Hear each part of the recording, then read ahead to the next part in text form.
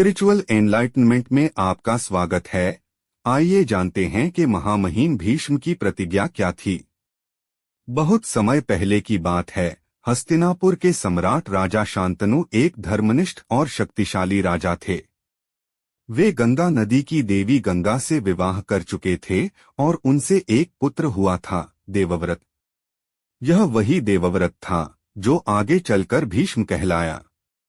देवव्रत बचपन से ही असाधारण बुद्धिमान, वीर और नीतिज्ञ थे। उन्होंने ब्रह्मचार्य, युद्धकला, वेदशास्त्र और नीति में गहरी शिक्षा प्राप्त की थी। जब गंगा देवी अपने पुत्र को योग्य समझकर शांतनु को सौंपकर चली गईं, तब देवव्रत ही हस्तिनापुर के राजगद्दी के उत्तराधिकारी बने। समय बीतता गया।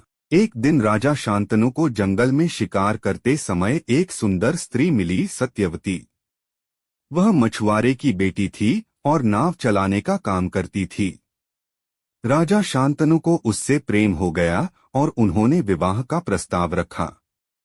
सत्यवती के पिता ने कहा, मैं अपनी बेटी का विवाह तभी करूंगा जब उसका पुत्र हस्तिनापुर का राजा बनेगा। यह शर्त राजा शांतनु के लिए अस्वीकार्य थी, क्योंकि देवव्रत पहले से ही उत्तराधिकारी थे।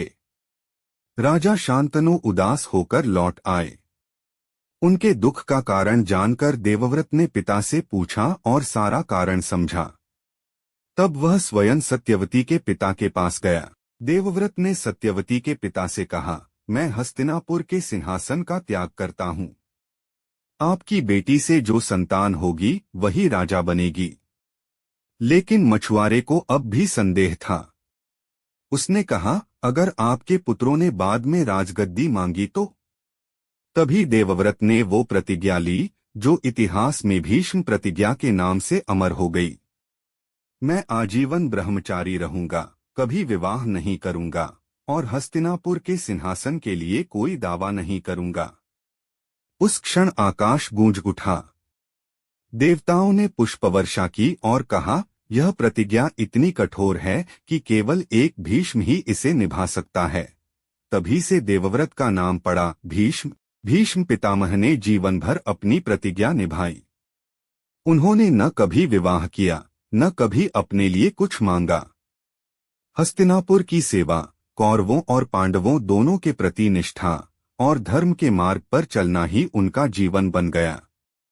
उनकी प्रतिज्ञा ने न केवल एक पिता का मन जीत लिया, बल्कि उन्हें इतिहास का सबसे महान त्यागी बना दिया।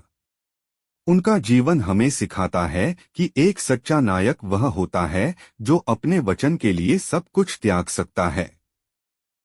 आगे भी इसी प्रकार की ज्ञान भरी बातों के लिए हमारे साथ बने रहिए और हमारे चैनल को सब्सक्राइब व वीडियो को लाइक करना न भूलिए। जय श्री कृष्ण।